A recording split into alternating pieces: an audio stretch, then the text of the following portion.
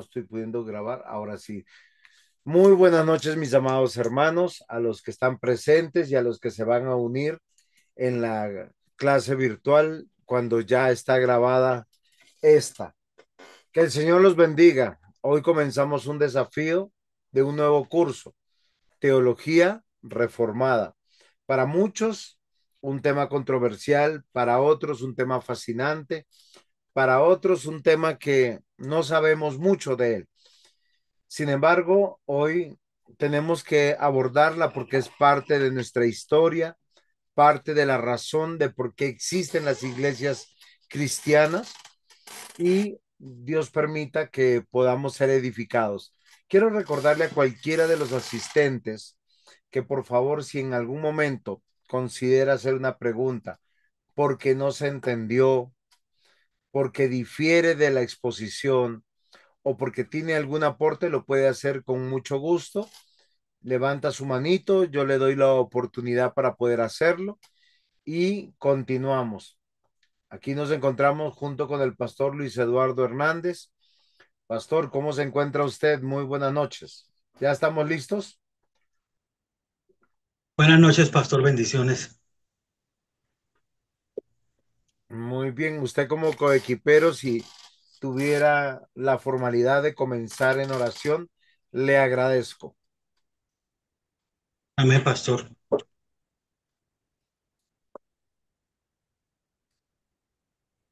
Señor soberano, Dios de toda gracia, Señor, que en tu benevolencia, Señor, nos has socorrido por medio de la fe, Dios, permitiéndonos, Señor, confesarte como nuestro Señor y Salvador. Te damos gracias, Señor, porque el medio, Señor, por el cual tú nos llamas es la Escritura y sabemos, Señor, que es eficaz. Sabemos, Señor, de que eh, es poderosa, Señor, que ha convertido nuestros necios y malvados corazones, Señor, para que alabemos y glorifiquemos tu santo nombre. Te damos gracias por Jesucristo. Te damos gracias, Señor amado, porque nos has redimido. Te damos gracias, Señor, porque nos has hecho parte de tu cuerpo, de tu iglesia, y te honramos por ello y te damos toda la gloria, toda la honra y toda la alabanza. Gracias por este tiempo, esta noche. Permítenos, Señor amado, eh, al iniciar este módulo, aprender. Eh, Permítenos, Señor amado, en tu gloriosa benevolencia, conocer más de ti a través de las escrituras. Gracias por el pastor Juan José. Gracias por cada uno de los pastores aquí reunidos en este curso, por los hermanos. Gracias, Dios Santo. Y rogamos, Dios, que nos enseñe, Espíritu Santo de Dios. Te pedimos, Padre, todas las cosas en el nombre de Jesús. Amén. Amén. Amén, pastor. Muy bien, yo quisiera que de los hermanos que están uniéndose aquí a nuestro curso, a este desafío de aprender a construir una teología. Queridos hermanos, nuestro seminario está muy interesado de que cada uno de nosotros estemos formados en teología. ¿Qué significa esto? Que nosotros no repitamos la teología, sino que nosotros construyamos un pensamiento teológico. La razón es fundamental, ya que nosotros tenemos que entender que cuando hablamos de Dios, estamos haciendo teología. Nosotros nos distanciamos mucho cuando pensamos que al hablar de Dios estamos hablando de religión. ¿Por qué razón? Porque la religión es un aspecto de la teología. La teología es totalmente abarcante. Teos, Dios, logos, estudio, el estudio de Dios. Y esto debe ser muy importante para cada uno de nosotros. Por eso quiero comenzar con una pregunta y venir a sus mentes. ¿Qué es la teología? La teología reformada particularmente es una respuesta del obrar del Espíritu Santo para hacer volver a la iglesia a Dios. Sus raíces fue en la Reforma Protestante en el siglo XVI. Se caracteriza por una profunda fidelidad a las escrituras y una visión elevada de quién es Dios. Y quisiera que cada uno de nosotros meditáramos en esto. ¿Ustedes sabían realmente que esto significaba la teología reformada? ¿Conocen la teología reformada? ¿Tienen algunas inquietudes sobre la teología reformada?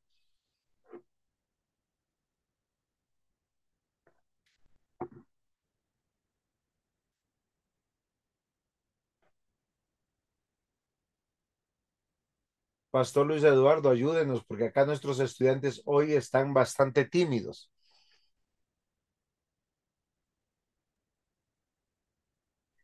Yo creo que es de pronto mirar la historia.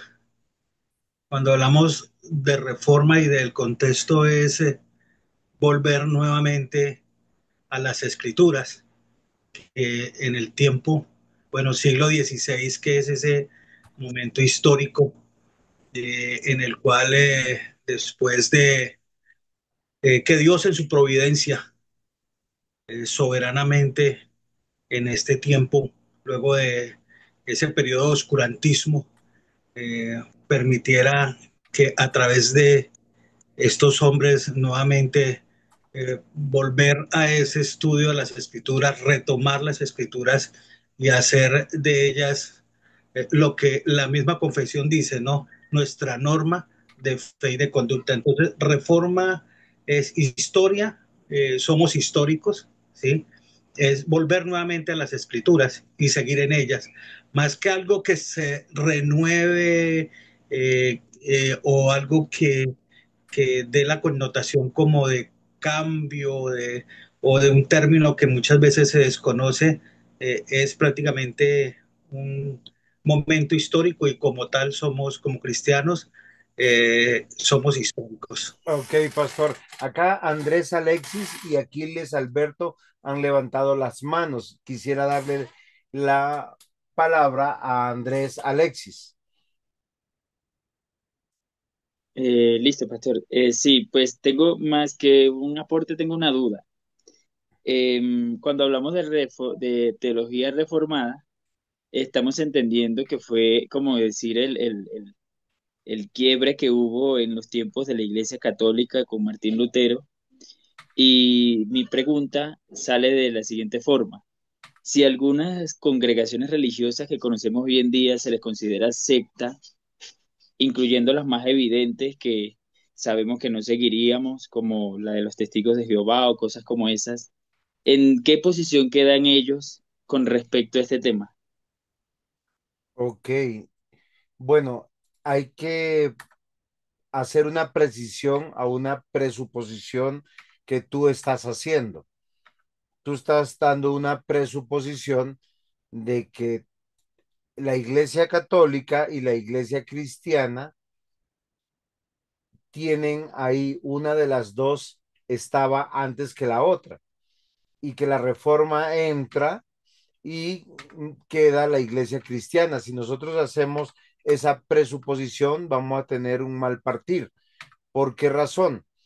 Porque nosotros vamos a tener que considerar que somos una secta porque salimos de la Iglesia Católica Romana. De hecho, ellos nos llaman los hermanos separados y no es correcto. No es correcto porque a lo largo de la historia nos vamos a dar cuenta que la Iglesia del Señor Jesucristo, por varios factores históricos, socioeconómicos, políticos y religiosos, se fue desviando y se fue desviando por propios intereses de sus líderes, de las personas que Dios había puesto.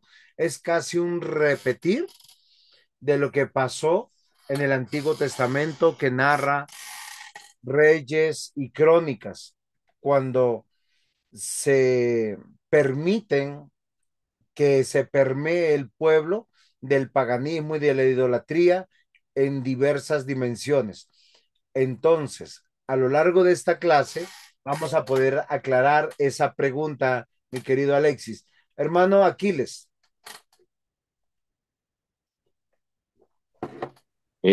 Muy buenas noches.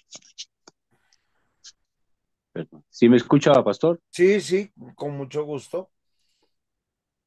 Muy buenas noches, pastores. Buenas noches, mis hermanos. ¿Cómo me les va? Muchas gracias. Bueno, eh, de pronto le quería hacer la pregunta al tema, pero primero quería dar un aporte de pronto acerca de que yo no creo ni pienso que vengamos que seamos algo que nació de la Iglesia Católica. Es al contrario.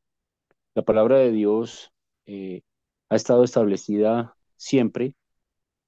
Lo que sucede es que nosotros los seres humanos hemos querido acomodar es la palabra de Dios a nosotros, ¿sí? Algunos para sacar beneficio, otros para hacer lo que ellos quieren hacer, otros agarran un solo versículo, un solo texto de la Biblia y de allí sacan pues una creencia y enfocan allí. Y creo yo y entiendo que este curso y estas clases es para llegar a la senda antigua, lo que es la base, la esencia de la palabra de Dios, ¿cierto? Por eso que te entro en una duda, ¿por qué se llama reforma? Luego la palabra pues es viva y eficaz siempre. Reformarla, o sea, la vamos a reformar o no entiendo ese pedazo, pastor. Gracias. Muy bien. La teología es una rama de las ciencias por las cuales nosotros nos vamos a preocupar de todos los aspectos que tienen que ver con la fe y con los dogmas espirituales, por decirlo de alguna manera. Carlito, ya te doy la mano. Tengo que responder rápidamente. Del porqué de la reforma, hoy en esta clase te vamos a responder, pero es a lo largo de la clase. ¿Sí? Porque es teología de la reforma. Por eso les preguntaba, ¿qué es la teología? Si nosotros entendemos que es una palabra compuesta que nace para que nosotros podamos entender y comprender que estamos estudiando la palabra de Dios, perfecto. Por eso la respuesta que yo tengo en pantalla es la teología de la reforma es una respuesta del obrar del Espíritu Santo para hacer volver a la iglesia a Dios. 1517, la iglesia se había desviado profundamente y ya lo vamos a ver más adelante de sus raíces, de la iglesia del primer siglo, del segundo siglo. Entonces es de esa manera que tenemos que entender. Hay que conocer la historia, hay que asimilar los procesos para que nosotros podamos entender y comprender esta verdad. Por eso hay que también tener cuidado con sacralizar una época de la historia de la iglesia. Nosotros a veces sacralizamos el Pentecostés en Hechos de los Apóstoles, porque pensamos en su mayoría, el pueblo evangélico piensa que la iglesia nació a partir de este momento. Sin embargo, Hebreos 11 nos habla de salvos por gracia desde mucho antes del Pentecostés, pero no es tema de esta clase en este momento. Pero es para que nosotros pensemos, otros sacralizan el 1600 con el 1500, 1600 con la reforma, otros el 1800, el 1900 sobre todo con los movimientos pentecostales y luego con los movimientos carismáticos. Sin embargo, hoy vamos a entrar a tener una buena comprensión qué es la teología de la reforma, cuáles son sus puntos claves y por qué nosotros tenemos que considerarla para nuestros estudios. Carlitos, rapidito para poder avanzar con clase. ¿Cuál es tu pregunta? Mire, no, pastor, yo tengo este aporte. Dice, es un sistema de doctrina cristiana que surgió de la Reforma Protestante del siglo XVI enfatizaba la soberanía absoluta de Dios en toda la creación y la salvación, la autoridad de la Biblia como única fuente de verdad y la salvación por gracia mediante la fe en Jesucristo. Se caracteriza por doctrinas como la depravación total del hombre, la elección incondicional de Dios para la salvación y la expiación limitada de Cristo, la gracia irresistible y la perseverancia de los santos, a menudo resumidas. Ese es Ok, el aporte que tengo, no sé, pastor. muchas gracias, es parte. Vamos a hablar y voy a cederle la palabra al pastor Luis Eduardo Hernández. Tengo en pantalla los fundamentos de la teología reformada y vamos a hablar de 5 eslogan de manera cortica porque a lo largo de todo el curso vamos a tener que retomar. Así que, pastor Luis Eduardo, por favor, de manera cortica, explicar estos 5 fundamentos que es sola escritura, sola fide, sola gracia, solo Christus, soli Deo gloria, en 5 minutos básicamente, para poder avanzar porque tenemos más de 20 o 30 diapositivas, si no me equivoco. Bueno, como les decía, es básicamente volver nuevamente a las escrituras. Es la respuesta también a una postura histórica que hubo con Jacobo Arminio, y donde prácticamente la respuesta en el siglo XVII fue estos 5 puntos, que luego sé que a lo largo del estudio del mismo módulo vamos a comprender un poco mejor, que es hablar de la gracia, hablar de la sola fe, hablar de la sola escritura, solo Cristo y solo la gloria de Dios. Eh, entonces, como tal, básicamente el módulo nos va a llevar en cada una de las lecciones. Bueno, estamos iniciando el módulo y sé que de pronto para muchos ha sido de pronto por X o Y razón eh, no haber de pronto avanzado en algo en la lectura. Sé que es un poco extensa, pero cada clase nos va a dar una respuesta. Sí les recomendaría de pronto como para no extendernos, como dice el pastor, un poco ver lo que el pastor tiene en las diapositivas. Todo tiene un contexto.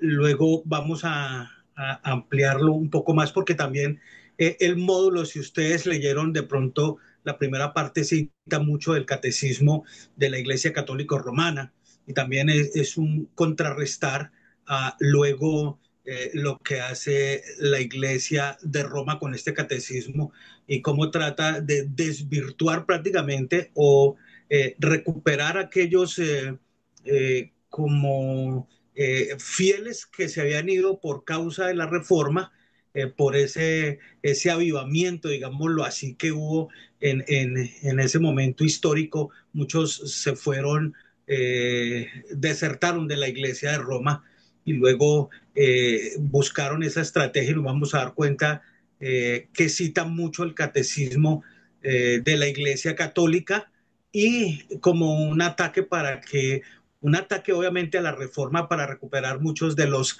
seglares, que es el término que utiliza Francisco La Cueva en cuanto a los que habían desertado, los seglares vuelvan nuevamente. Y bueno, pero eso hace parte del estudio de cada uno en la primera lección. Muy bien, acá tenemos a estudiantes de diferentes niveles. Uno, tenemos algunos que están en maestría, como es de Felipe Andrés, que debe estar por ahí, que es de Neiva. Sí, Y señor. hay otros, sí, sí, solo quería saludarte, pero quiero que tengan un poquito de paciencia, porque yo le voy a dar un giro un poco a este tema de la teología reformada, porque a veces nosotros sacralizamos. Sacralizar, ¿qué significa? Para explicar bien. Significa cuando yo pienso que ese es el momento en que yo anclo lo que yo creo. Y nuestro hermano hace un ratico Aquiles nos dijo, venga, si nosotros somos cristianos, lo que tenemos que es ser bíblicos. Sin embargo, yo estoy totalmente de acuerdo con él, pero sin embargo, hay que considerar que hay épocas de la historia de la iglesia donde surgieron sistemas, estudios que definieron nuestras posturas y de lo que creemos. Cuando hablamos de sola escritura, lo que en términos sencillos dice, la Biblia es la única autoridad infalible en asuntos de fe y de práctica. Sola fide y sola gracia nos habla de la salvación, que la salvación es solo por la fe. No es la fe más bautismo, no es la fe más lenguas, no es más fe más milagros, no es más fe más obras. Solo fe y sola gracia, dice, mediante la sola gracia y sin méritos humanos. ¿Por qué? Porque nosotros reconocemos a Dios soberano, todopoderoso, providente. Solo Cristo o solo Cristo. Cristo es el único mediador entre Dios y los hombres. No es María, no son los santos, no es el pastor, no es el cura, no es la iglesia. La salvación solo puede ser posible con un solo mediador que está entre Dios y los hombres y se llama Cristo. Y solo deo gloria, toda la gloria pertenece a Dios y no al ser humano.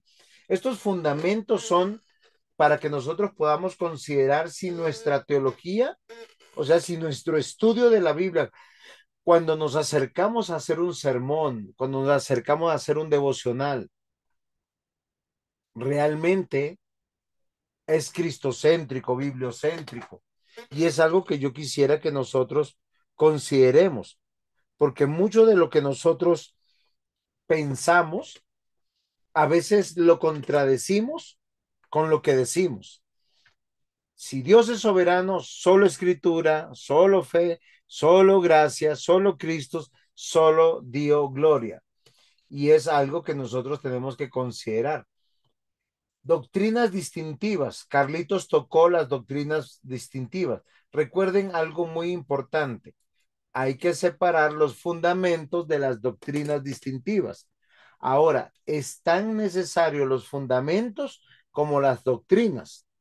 ¿Qué es la doctrina?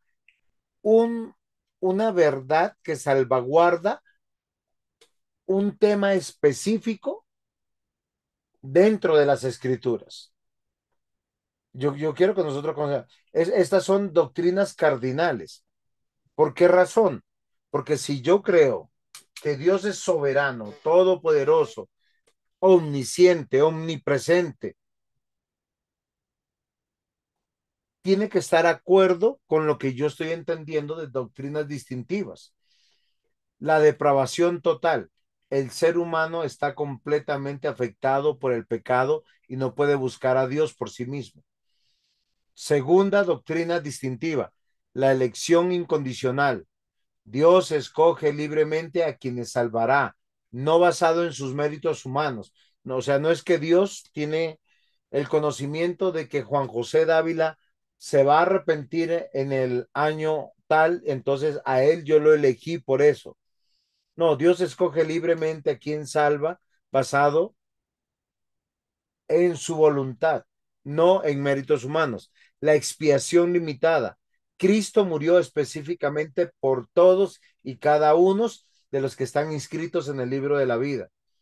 Efesios dice que el libro de la vida fue escrito antes de la fundación del mundo. La gracia irresistible, cuando Dios llama a alguien a la salvación, esa persona responderá inevitablemente. Ejemplo, Dios llamó a Zaqueo, Zaqueo, baja, es necesario que pose yo en tu casa. Y Zaqueo bajó. Alguno dirá, pero pastor, y cuando el Señor llamó a otros y alguno de ellos le dijo, no, es que me acabo de casar, no, es que acabé de comprar una yunta de bueyes y lo tengo que probar primero y luego te sigo. El mismo Señor Jesús afirmó que quien no lo seguía inmediatamente no había sido llamado por él. Estoy resumiendo un sermón. Y la perseverancia de los santos. Los verdaderos creyentes perseveran en la fe hasta el fin. Como les digo, mis amados hermanos, la teología es producto del saber de la iglesia. Lo que nosotros creemos y hoy le hemos puesto un rótulo de teología reformada es lo que ha creído la iglesia y los creyentes verdaderos a lo largo de toda la escritura. Y lo pudiera yo corroborar con los mismos textos bíblicos y testimonios de los hombres del Antiguo Testamento, con lo que dijeron y escribieron Pablo, Pedro y otros que escribieron las escrituras. Porque nosotros, mis amados hermanos, tenemos que considerar esta gran verdad. ¿Hasta aquí hay alguna pregunta, alguna inquietud? Con toda confianza, con toda tranquilidad. Estamos hablando de este tema. Procuremos, como este es un tema denso, yo quiero sintetizar la pregunta para ser rápidos y poder avanzar, porque posiblemente muchas de nuestras inquietudes se van a resolver a lo largo del curso. Andrés Alexis. Sí, pastor. Pregunta, ¿la confesión de Westminster está en este tema? Muy bien, pero ¿quieres preguntar sobre la confesión de Westminster? ¿Algo en particular? No, no, nada. Solo quería saber si está en esta Bueno, clase. dentro de la teología reformada, en sus fundamentos y sus doctrinas básicas, no está contemplada. ¿Por qué razón? Las confesiones de fe nacen producto de la Reforma Protestante en 1517. Yo quiero que nosotros consideremos, hoy vamos a hablar un poquito de las situaciones que pasaron a lo largo de la historia para que nosotros consideremos. Nunca ha habido en toda la historia de la iglesia y del reino de Dios un monolito de fe. Han habido expresiones diferentes y un desarrollo histórico progresivo del evangelio.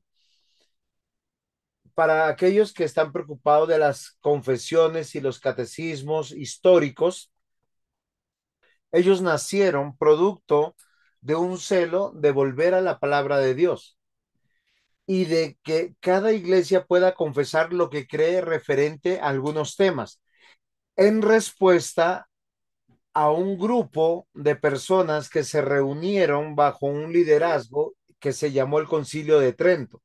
El Concilio de Trento reunió a autoridades eclesiásticas con poder religioso, político y económico, y a partir de 1645 ellos determinaron unas posturas doctrinales, dogmáticas, por lo cual ellos se llaman ahora Iglesia Católica de Roma. Entonces, las confesiones de fe referente a estas respuestas van naciendo de esta manera y tienen otras, un proceso histórico como la de Westminster, que fue una respuesta a una necesidad que planteó Enrique VIII al Parlamento inglés, que le dijo, venga, acá tenemos católicos, tenemos protestantes, tenemos... No, yo quiero saber qué cree nuestra nación. Y ellos se reunieron por algunos años y confeccionaron esta confesión para decir qué cree la iglesia. La teología reformada no es simplemente una colección de doctrinas, es una forma de entender toda la vida cristiana bajo el señorío de Dios. Como dijo un gran hombre de Dios, un pastor, Charles Spurgeon, la teología reformada no es otra cosa que el cristianismo bíblico. Michael.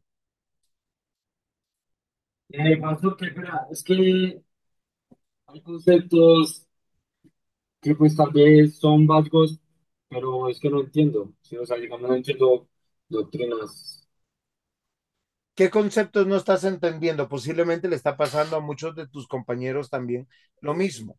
no entiendo doctrinas.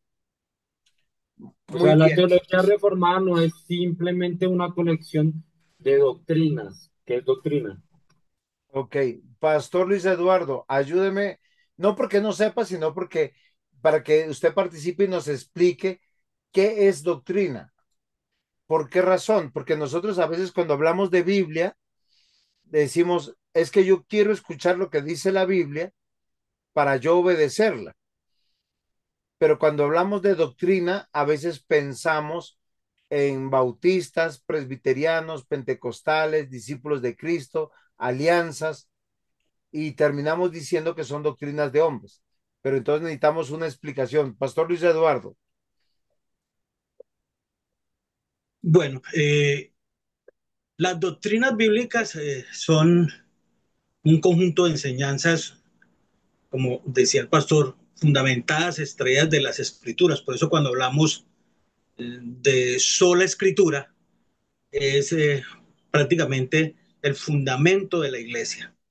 Para nosotros, para la iglesia cristiana, las doctrinas están contenidas, valga la redundancia, en las mismas escrituras y explican temas como la naturaleza de Dios, la creación, la salvación a través de Jesucristo, el plan de Dios para la humanidad y en cuanto a la escatología bíblica, las cosas concernientes a la vida venidera. Entonces, para nosotros la respuesta es escritural.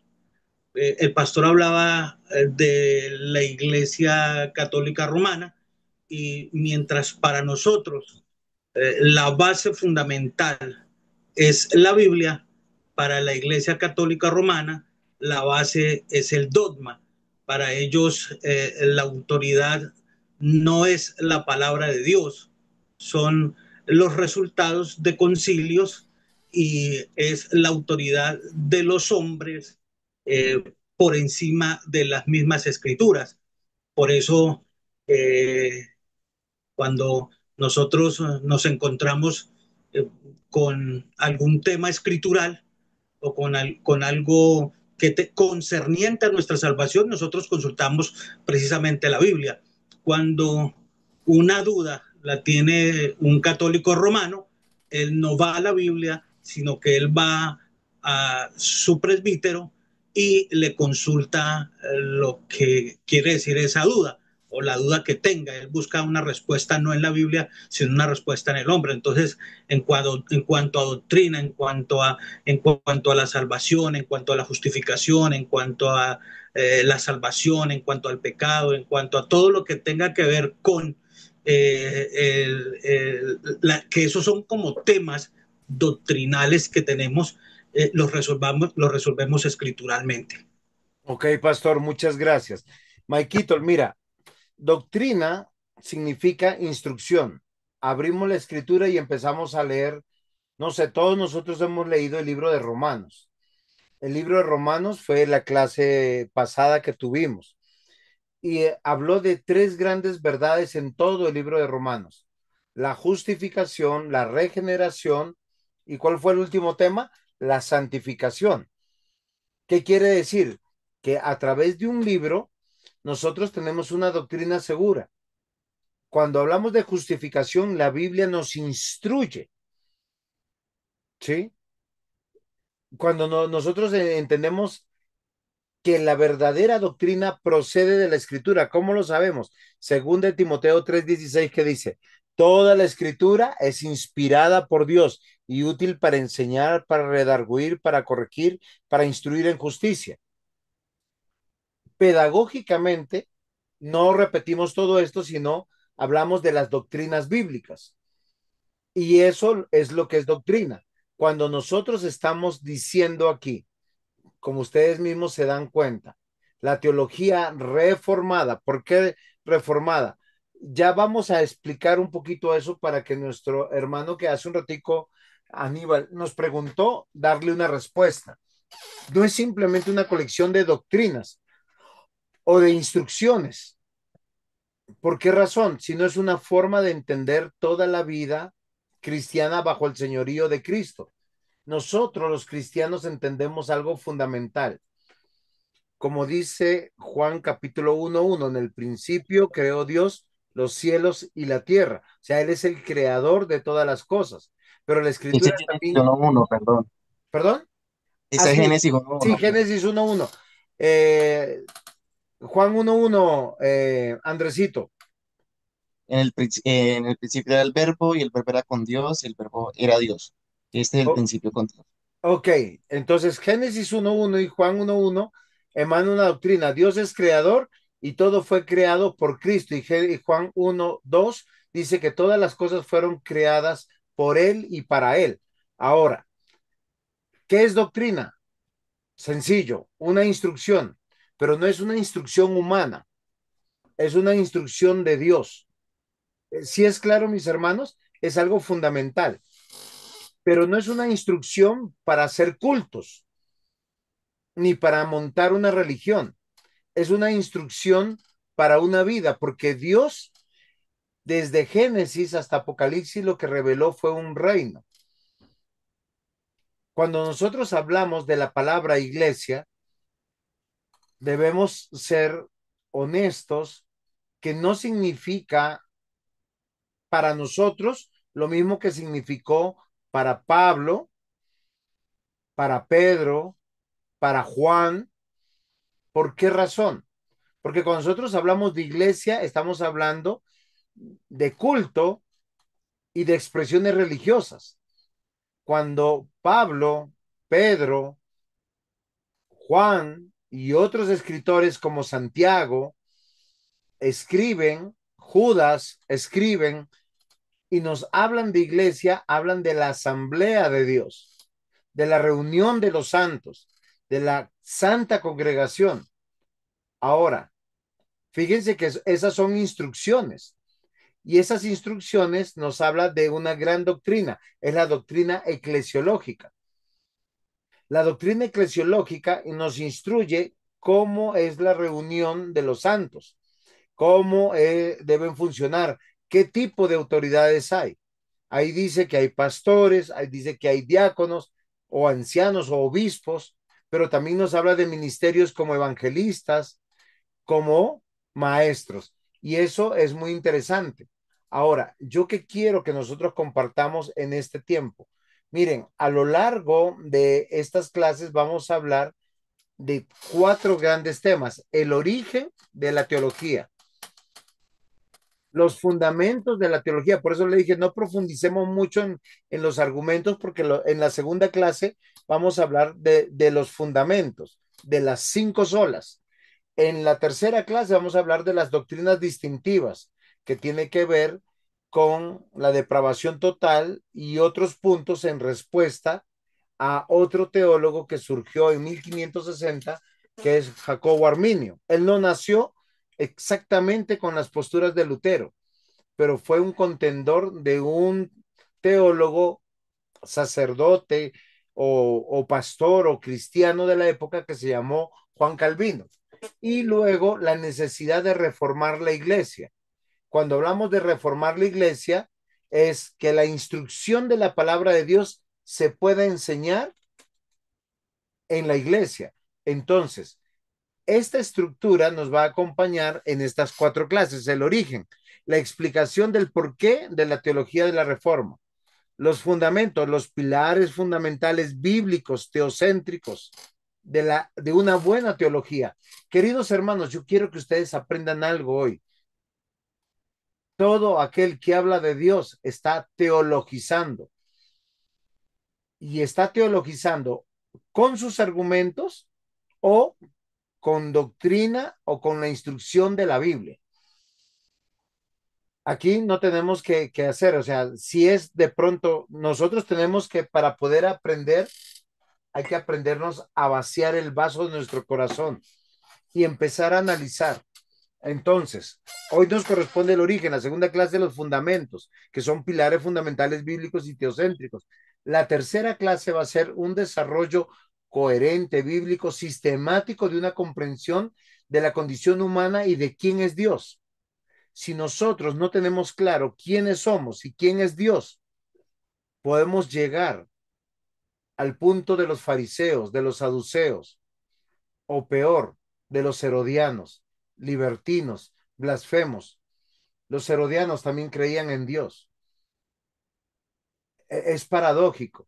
Usted puede encontrar a mucho asesino que ora para que su bala llegue y mate a la persona que va a matar.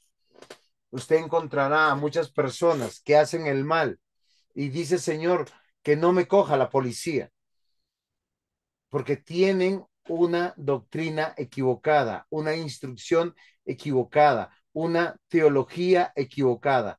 La necesidad de reformar la iglesia. Es hora de levantar una vez más la bandera de Jesucristo, el Evangelio de Jesucristo, y que junto con todos los verdaderos reformadores de la historia, emprender nuestra lucha hoy. Y cuando yo hablo de reformadores, no me estoy refiriendo solo al siglo XVI, a 1517. Lo hubieron o hubo más bien en el siglo XII, en el siglo XIII, en el siglo VII, en el siglo IV, en el siglo segundo.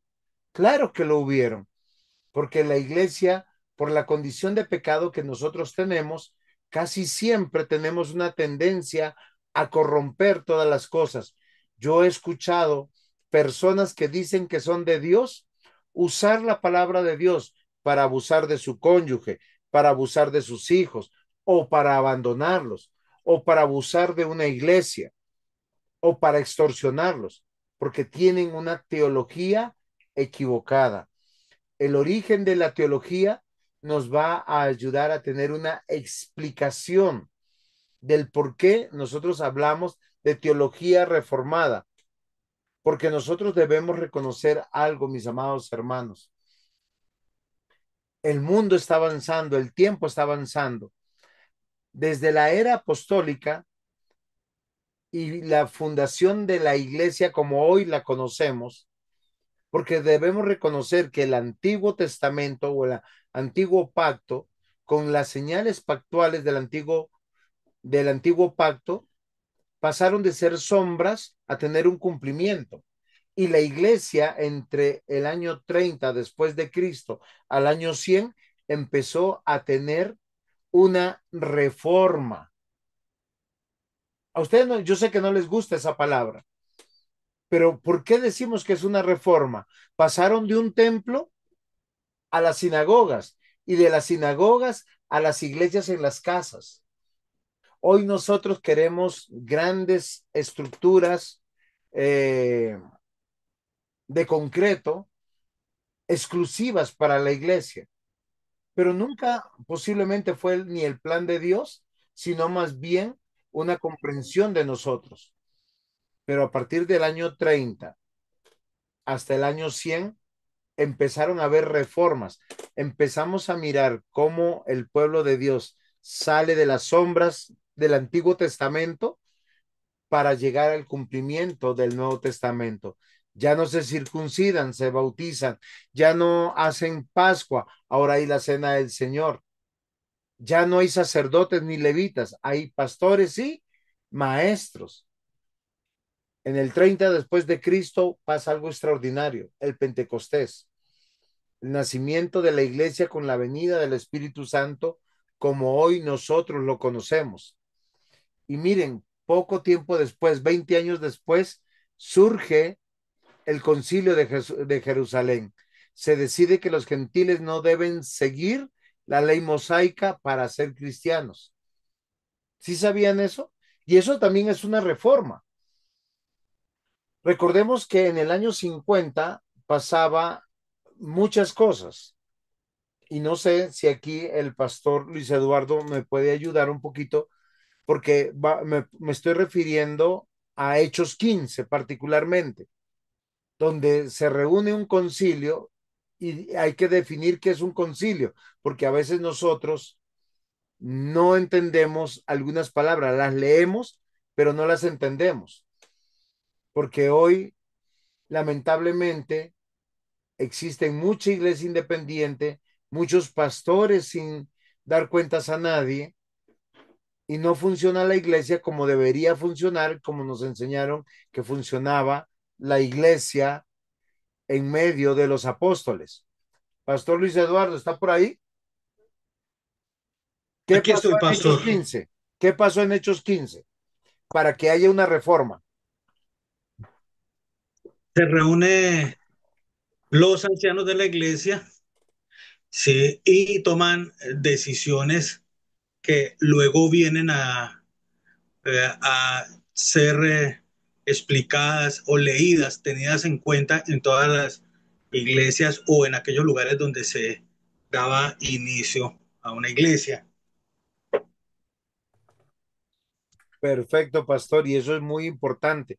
Ellos estaban con grupos de personas que venían del judaísmo, otras venían del paganismo, y todos se reunían y todos decían, creemos en Cristo. Y tenían problemas porque los judaizantes o los que venían de la tradición judía decían, es importante la Pascua, es importante la circuncisión. Y los gentiles, ya estoy viejo, ¿para qué me voy a circuncidar? Y miren que viene un concilio, reúnen a todos los ancianos, viajan de todas las iglesias ya fundadas. Ya teníamos más o menos unos 15 años caminando, muchas de ellas en el Evangelio después del Pentecostés. Y se reúnen y dice la Biblia que Pablo y Pedro fueron el ejemplo del amor cristiano. Y no lo digo por lo que se pelearon, porque dice que tuvieron una contienda no pequeña. Ambos hablaron fuerte, ambos hablaron duro, ambos pusieron sus posturas, pero todos los pastores que se reunieron determinaron la instrucción que daba en ese momento el Espíritu Santo a través de la oración. ¿Por qué? Porque no teníamos cerrado el canon y no teníamos cerrada la palabra de Dios. Ahora, hoy nosotros nos reunimos en concilios con pastores de diversas iglesias para determinar lo que nosotros creemos, porque la instrucción de la palabra de Dios nos lleva a tener una doctrina segura o las doctrinas bíblicas. Maikito, ¿qué es doctrina? Enseñanzas. Enseñanzas, instrucción, pero no son de humanos, es de Dios. Es lo que tenemos que hacer y son para la vida. ¿Por qué razón? Porque determina qué hay que hacer en la iglesia, determina cómo se hace en la iglesia, pero también cómo se debe ser el matrimonio, cómo debe ser la crianza de los hijos, cómo es nuestra participación dentro de la sociedad, cómo se debe trabajar, cómo es la política. Fíjense que ahí hubo una primera reforma, solo que a nosotros no nos gusta la idea de la reforma, pero la iglesia siempre está siendo reformada por Dios. En el año 64 pasa algo extraordinario en las iglesias. Y cuando digo extraordinario, no piensen que sea ni bueno ni malo. Pero Nerón empieza a perseguir a la iglesia, a acusarlos de ser delincuentes, donde se empiezan a hacer no solamente persecución, encarcelamiento y castigos muy duros, sino la muerte de muchos. Pero eso hace que la iglesia se fortalezca y la iglesia se expanda. Una iglesia que se había quedado quieta, una iglesia que estaba posiblemente, como dice en Apocalipsis, dirigiéndose a Éfeso, que vuelva a su primer amor, que vuelva a predicar, Dios la saca de su comodidad a través de la persecución. Y esto es muy interesante. La teología de la reforma es una teología cristiana. ¿Por qué decimos de la reforma? Porque son doctrinas, instrucciones, enseñanzas, principios que transforman la iglesia, porque la iglesia no son ladrillos, no son muros, son personas. ¿Esto es claro? Para todos, ¿alguno tiene alguna pregunta referente a lo que estamos compartiendo hoy? Y yo quiero recordar un poco de la historia para poder aclarar el término de la reforma, porque a veces nosotros pensamos en la reforma y nos vamos al siglo XVI. La teología forma la vida, forma nuestra liturgia. En el 313 después de Cristo hay un edicto, el edicto de Milán, por Constantino, que legaliza a los cristianos. Y miren lo interesante, de una iglesia bendecida por la persecución para expandir el evangelio, Dios nos muestra que a veces la paz, la comodidad y la prosperidad nos corrompe. Muchas personas dicen, ¿de dónde salieron los papas? ¿De dónde nacieron estas creencias? A veces de la comodidad de dormirnos en nuestra fe, de no pensar que nosotros estamos reformándonos, siempre reformándonos. ¿Por qué? Porque nosotros tenemos una lucha y una pelea en nuestro interior, en nuestro corazón, matando el viejo hombre y vivificando el nuevo hombre.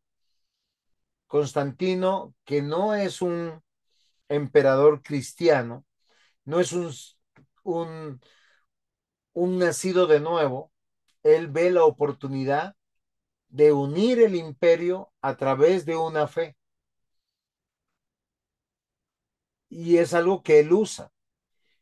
Y los perseguidos se convierten en perseguidores.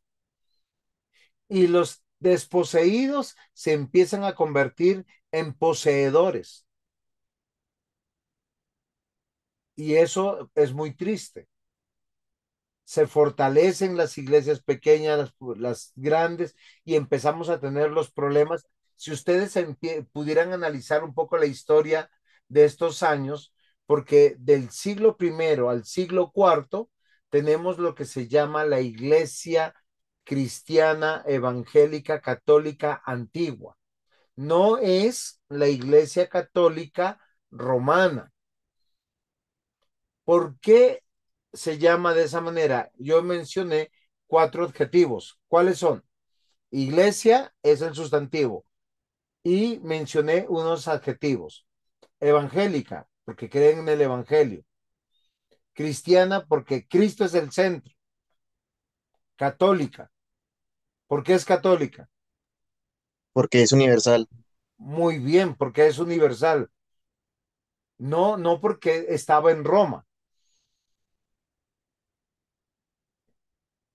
Y antigua porque solo hasta el cuarto siglo funcionó de manera correcta. En el 325 vino una reforma porque se empezaron, como el evangelio creció tanto, empezó a ser permeado por Arrio, un obispo de Alejandría, un obispo que empezó a distorsionar las enseñanzas bíblicas. Y el arrianismo es como una plaga que afectó en el siglo cuarto, en el siglo quinto y hoy en día sigue afectando. Y ya tendremos posiblemente más adelante la oportunidad de explicar un poquito más, ¿sí? Pero hoy en día nosotros tenemos que reconocer que la iglesia tuvo que reformarse. Les voy a decir algo que es interesante.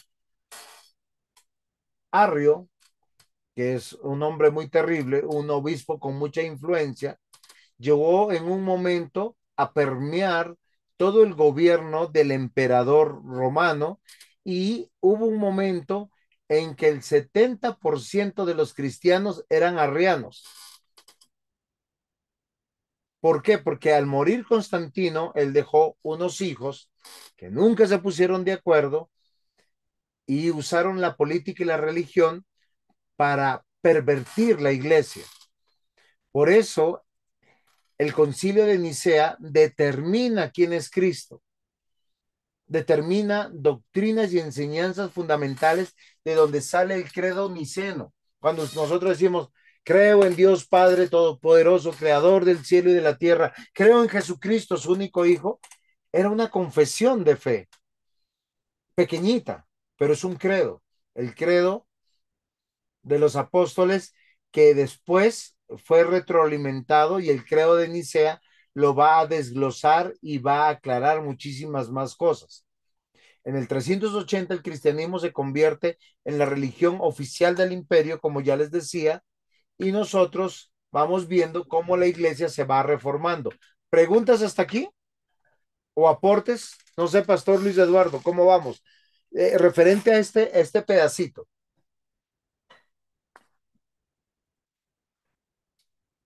Bueno, no sé si algún hermano tenga alguna, Inquietud, alguna pregunta, aporte. aporte. Yo tengo una pregunta. Buenas noches para todos. Dice que en el 380 el cristianismo se volvió pues la iglesia fundamental o movimiento fundamental del Imperio Romano. Podemos decir que desde ese entonces empieza a ver el desvío como tal del cristianismo y empieza a surgir el catolicismo romano. Apreciado Felipe, no.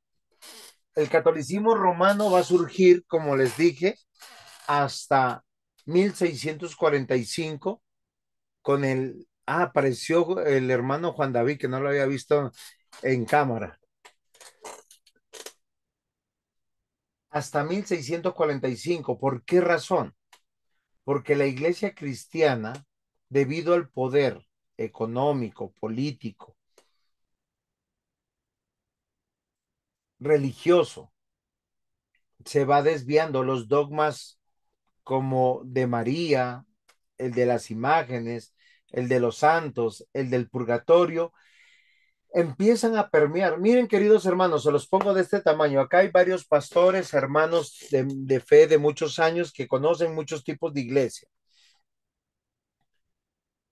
Nosotros no tenemos una unidad sólida en las doctrinas. La gran mayoría de pastores se han formado, muchos de ellos, fuera de un ámbito académico, fuera de un ámbito teológico a veces correcto.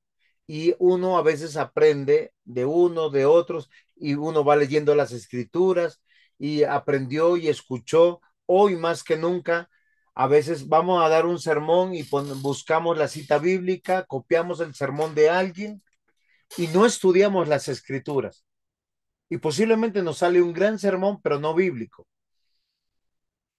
De la misma manera, en estos años se fue permeando de cosas malsanas y de doctrinas de hombres y equivocadas la iglesia cristiana.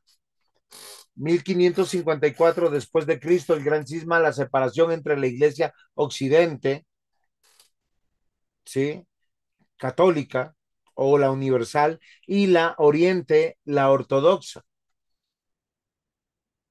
1054. Entre los siglos 12 y 13 hay reformas monásticas. Surgen diversas corrientes religiosas buscando una renovación espiritual, porque cuando los pastores tenían amigos como un príncipe, un duque, un rey, se sentían papas.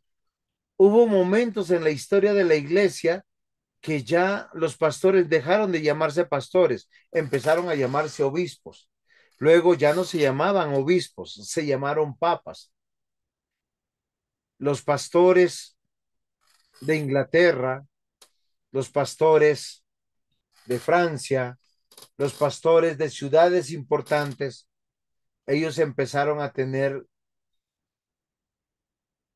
unas situaciones que perjudicaron el desarrollo de la iglesia, Michael. ¿Otra eso que es de reformas monásticas? ¿Es como de monjes o algo así? No te estoy escuchando, acércate bien al micrófono, por favor. Eso, ¿ahí me escucha? Sí, dime. Ahí donde dice reformas monásticas, ¿eso se refiere como a de monjes o algo así? ¿Qué sucede?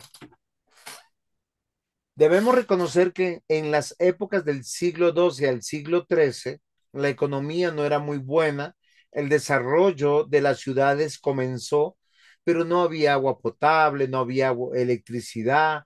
Empezaron a ver lo que hoy nosotros estamos viendo, no por bendición, sino por maldición. Las personas abandonan el campo, se dirigen a las grandes ciudades y empieza a haber no crecimiento poblacional, sino empieza a haber eh, hacinamiento de personas, ¿sí?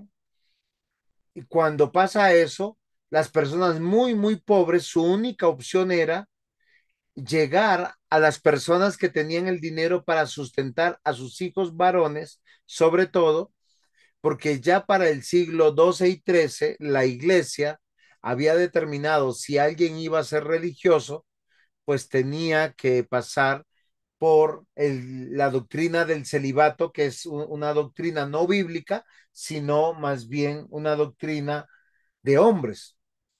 Y los monasterios surgieron y surgieron las órdenes religiosas con propósitos determinados.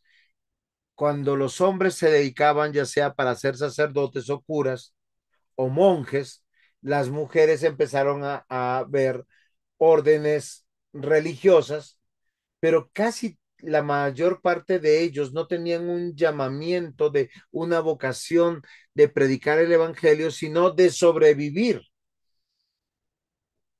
Y es lo que llama poderosamente la atención. Ya para 1378 y 1417 viene un segundo cisma de Occidente, múltiples papas, crisis de autoridad y inmoralidad dentro de la iglesia. En esta época surge uno de los llamados papas más terribles, los Borgia, que eso es otra historia. Y la iglesia necesita una constante reforma, volver a Dios. ¿Cómo vuelve a Dios? A través de la palabra de Dios.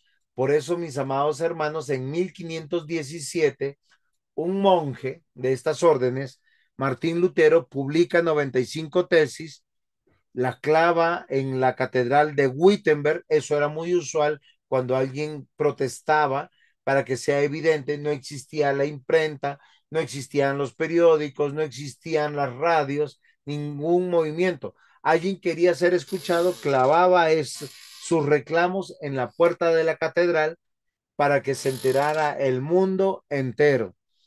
Y 1517 pasa esto, pero pasa de una iglesia que estaba totalmente en decadencia.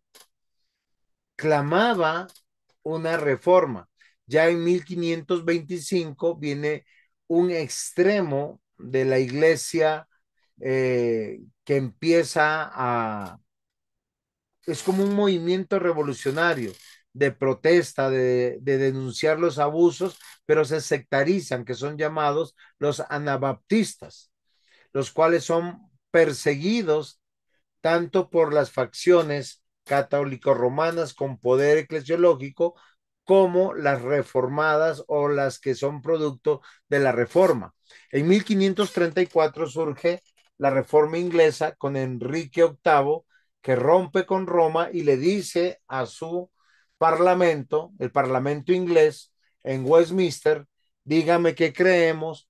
Y nace la Confesión de Westminster posteriormente, y luego nacerá el Catecismo Mayor y Menor de Westminster.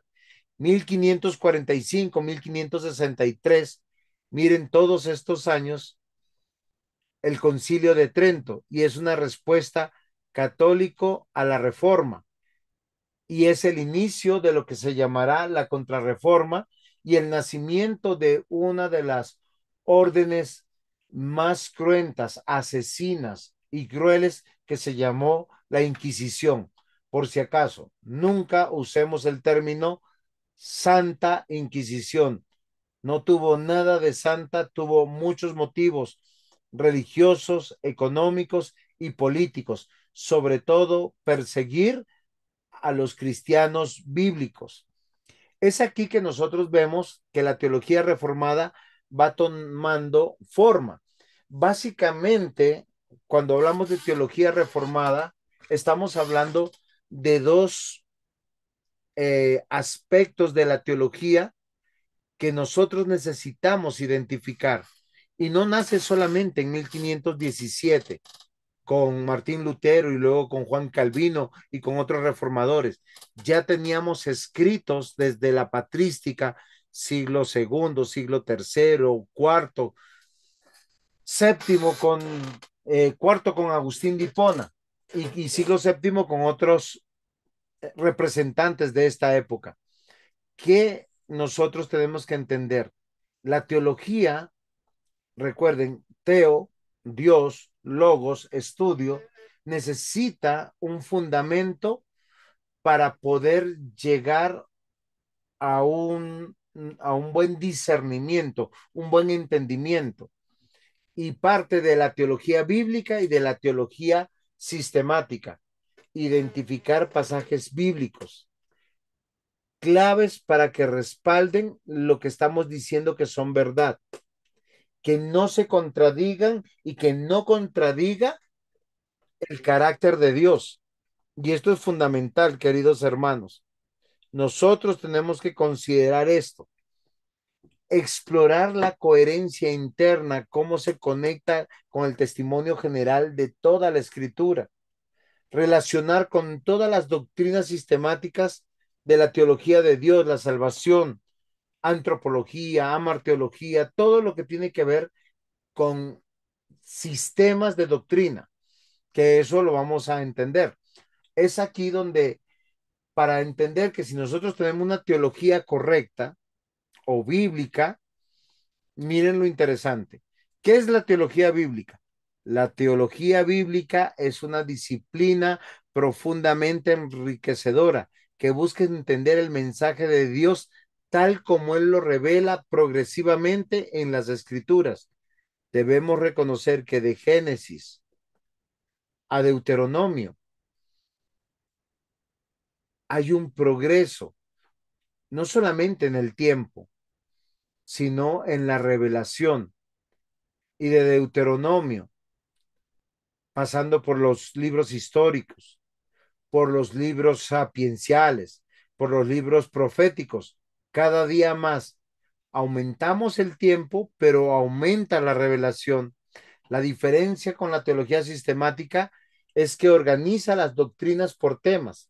La teología bíblica sigue el desarrollo histórico narrativo del texto bíblico, desde Génesis hasta Apocalipsis. Y la teología sistemática, queridos hermanos, tenemos que considerar que es diferente. Desde la perspectiva de la teología bíblica, nosotros tenemos algunos aspectos fundamentales. Ella es narrativa, progresiva, estudia cómo Dios se revela su plan de redención a lo largo del tiempo en el contexto histórico específico y tiene una unidad y diversidad. ¿Por qué, mis amados hermanos? El Dios es el mismo, su verdad es la misma, pero va cambiando en el lugar de su desarrollo, con el grupo de personas con las que se le comunica, con las generaciones que vienen y van retroalimentando la verdad del primer momento que se reveló Dios. Reconoce que aunque la Biblia tiene múltiples autores, géneros, existe una coherencia teológica centrada en el pacto de redención. Por lo tanto, la historia bíblica tiene como centro a Cristo. Él es la promesa y la razón del cumplimiento y consumación de todas las promesas de Dios. No es el hombre, no es el pueblo y no es la iglesia, es Cristo. Por eso, tener un buen contexto en nuestra teología nos ayuda a distanciarnos de cualquier teología donde el ser humano es el centro. Por lo tanto, mis amados hermanos, nosotros tenemos que considerar algo y acá yo tengo un cuadrito con el cual debemos aprender. La teología bíblica, hemos dicho, es narrativa, progresiva, hay un plan. Comienza desde Génesis. Acá tenemos en pantalla una línea azul, una flecha que apunta y nos enseña que está comenzando una historia. Es recta, porque los años van avanzando, el tiempo va avanzando, pero también en pantalla tenemos una línea roja que nos dice que todo comienza con Génesis. En el principio creó Dios los cielos y la tierra estaba desordenada y vacía. Y a partir de ese momento Dios se va revelando cada vez más. Como ustedes se dan cuenta, esta línea roja va en ascenso. La promesa del Mesías llega hasta Malaquías. Después de Malaquías tenemos 400 años de oscurantismo, hasta que llega Cristo, se encarna, nace, crece, tiene el ministerio por 3 años, muere en la cruz, resucita. Esa es la buena noticia. Son los evangelios. La teología bíblica nos enseña que la historia no termina ahí. Es hasta que Cristo venga. ¿Por qué razón? Porque nosotros, para tener una buena teología, tenemos que navegar en 3 tiempos, no en 2 tiempos. La gran mayoría que hace teología habla del antiguo pacto y el nuevo pacto y no los pueden unir. ¿Saben por qué no los pueden unir? Porque olvidan que la Biblia tiene el mensaje que es Cristo, la promesa del Mesías, la encarnación del Mesías y la venida del Mesías, porque la realidad de este mundo, la existencia de este mundo y de todos los salvos tiene que ver que es Cristo. ¿Preguntas hasta aquí? Pastor Luis Eduardo, ¿cómo vamos? Bien, pastor. No solamente, bueno, hay que tener todo en cuenta, todo el contexto que nos narran las escrituras, ¿no? Dentro de los puntos que incluyen las doctrinas bíblicas, el pastor lo ha venido trazando, y también teniendo en cuenta una pregunta que hacía Andrés al comienzo. Debemos tener en cuenta, bueno, que la teología, el estudio de Dios, de su naturaleza, los atributos de Dios, que es algo que siempre históricamente el cristianismo ha soportado y ha defendido, obviamente con la ayuda del Espíritu Santo de Dios, pero también tiene que ver con, dentro de esas doctrinas bíblicas, antropología, lo que el pastor está nombrando ahorita, cristología, soteriología, eclesiología, escatología, como al comienzo les decía, pero el pastor nombraba o decía algo que me llamaba la atención en cuanto a el catolicismo, de pronto de su origen, de su comienzo, y leía el diccionario bíblico, habla de que el término católico es un término usurpado. El hermano daba una definición en cuanto a, creo que fue Michael, el término católico quiere decir universal, ¿sí? Todos los que se han desviado Felipe de fue. el hermano Felipe, todos los que se han desviado de, de la verdad bíblica, pues nos damos cuenta, o nos damos cuenta que el pastor también nos colocaba en contexto, nos ponía en contexto a este personaje del año 300, siglo cuarto, Constantino, que es prácticamente que por congraciarse de pronto con sus seguidores, más por un beneficio político, permitió y promovió la cristianización de las creencias paganas, así creencias completamente paganas y totalmente antibíblicas, y le dio nuevas identidades al cristianismo. En buscar sus propios beneficios, prácticamente permitió que otras, el paganismo prácticamente le diera, permeara el nombre de nuestro bendito Salvador, de nuestro Señor Jesucristo. ¿Mm?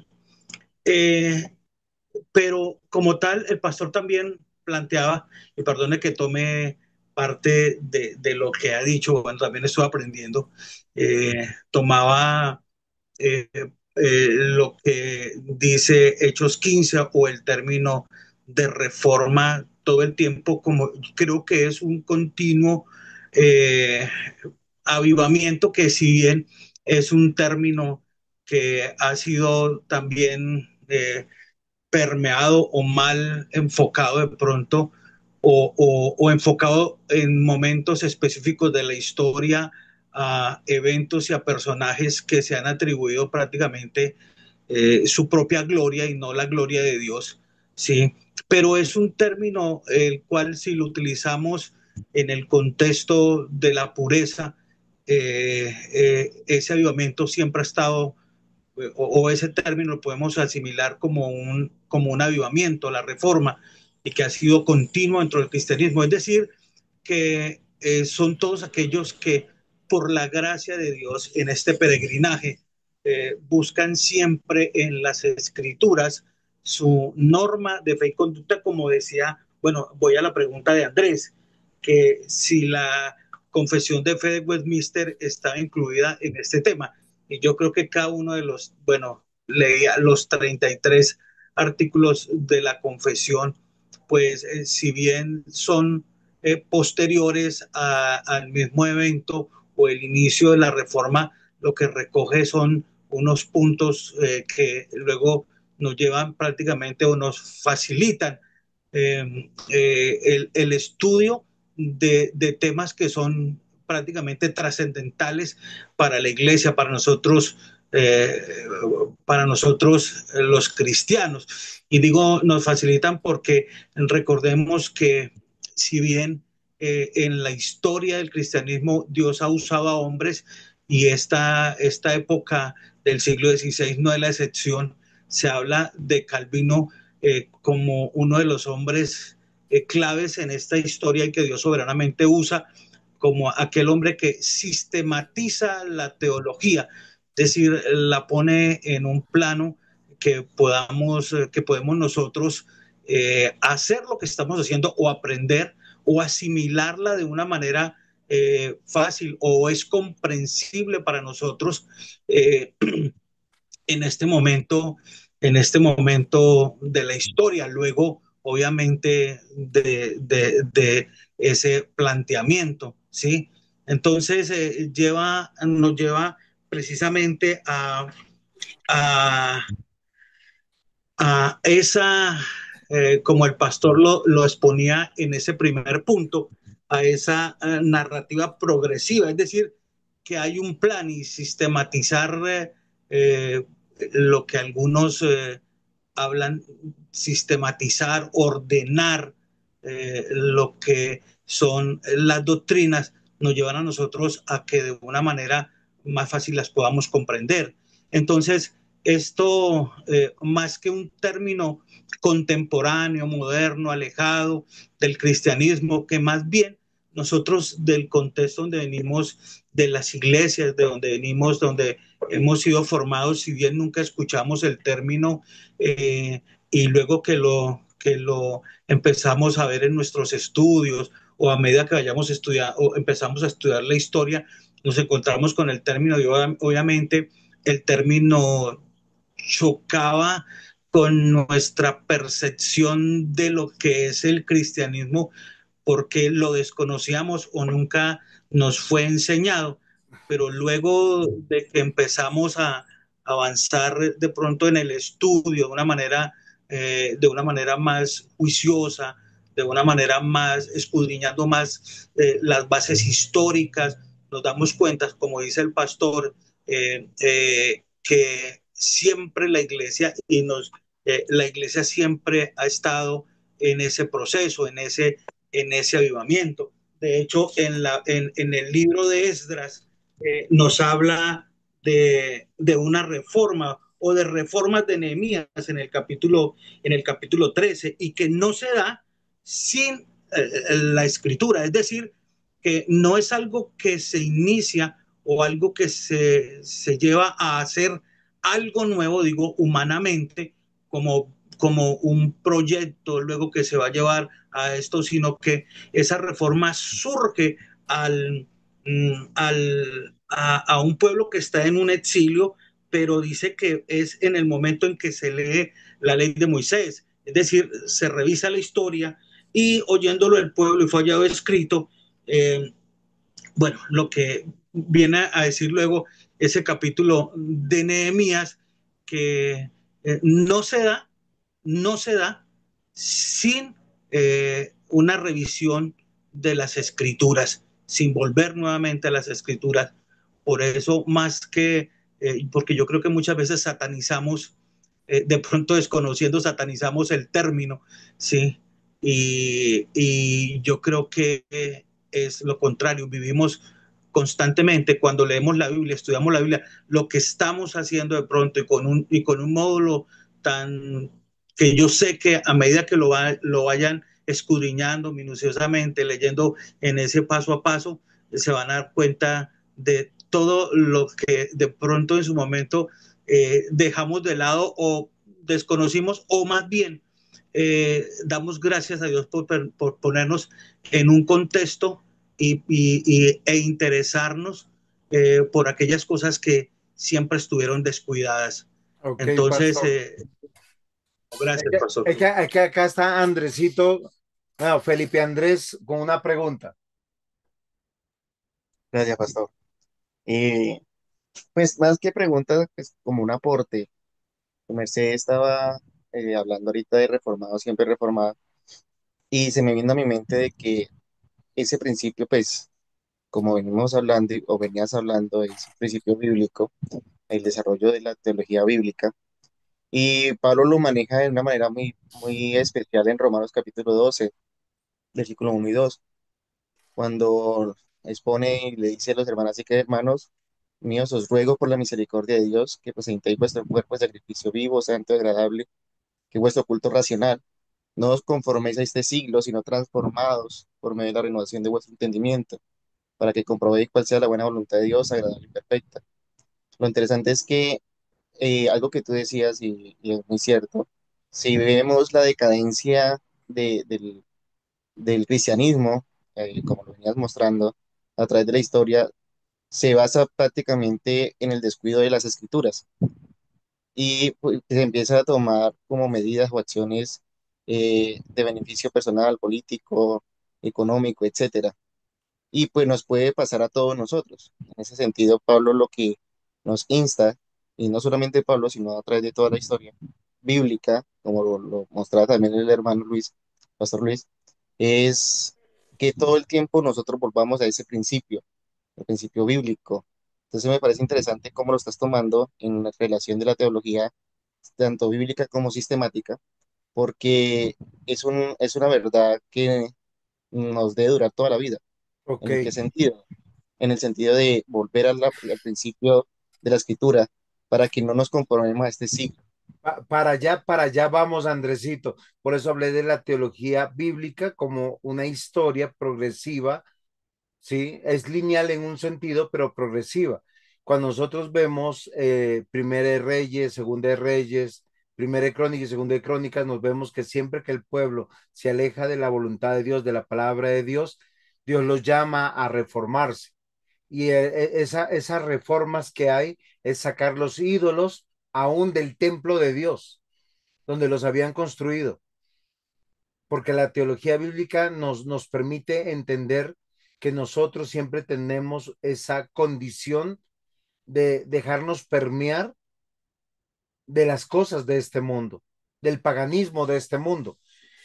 Nadie está exento de eso. Toda la iglesia, tanto del Antiguo y del Nuevo Testamento, lo ha sentido. Sin embargo, ahora hablamos de la teología sistemática, porque una buena teología reformada implica tener conocimiento de la teología bíblica en estas historias, pero también tenemos que entender qué es una teología sistemática para no satanizarla, para no decir como yo he escuchado en muchos ambientes, que es doctrina de hombres. La teología sistemática es una disciplina que busca organizar y explicar las enseñanzas de la Biblia de manera lógica, coherente y estructurada, a diferencia de la teología bíblica. ¿Por qué? Porque toma un tema en especial, quién es Dios, qué es el pecado, cómo se salva el ser humano. Por decir, yo tengo en mis manos una teología muy apreciada por mí, miren, la teología de Gruden, y él tiene en su primera parte la doctrina de la palabra de Dios y nos va a explicar qué es la palabra de Dios, cómo fue el canon, cuáles son las características de la escritura, cuál es su autoridad, pero como habla en un solo tema, no va a tocar los otros temas. De eso se trata la teología sistemática. En un segundo aspecto, la teología de Gruden nos habla de la doctrina de Dios, atributos o perfecciones de Dios, como su existencia, como su carácter, donde vamos a ver atributos comunicables, atributos no comunicables, la Trinidad, la creación, la providencia, y esto es muy importante, mis amados hermanos. Todo esto para que nosotros entendamos que la teología sistemática nace de la iglesia y de los eruditos de la iglesia, porque hace una organización temática.